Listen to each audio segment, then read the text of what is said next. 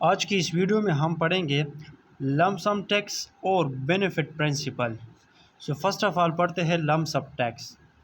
A tax that is the same amount for every person, it is regardless of how much a person earnings. अच्छा, lump sum tax किस चीज़ को कहते हैं? ये जब गवर्नमेंट हर एक बंदे पे एक सेम अमाउंट ऑफ टैक्स लगाता है।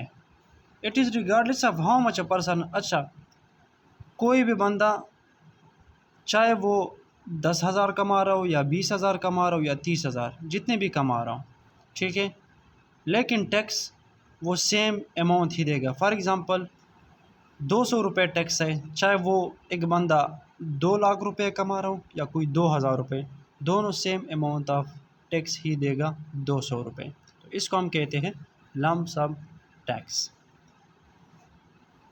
Benefit principles: the idea that people should pay taxes based on the benefits they receive from government services। अच्छा, बेनिफिट प्रिंसिपल का क्या मतलब है कि हमारे पास एक ऐसा आइडिया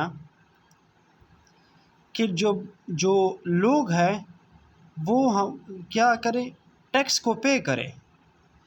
किस चीज़ के बेस पे? कि उन टैक्स से उनको फ़ायदा हो रहा है, क्योंकि जो गवर्नमेंट है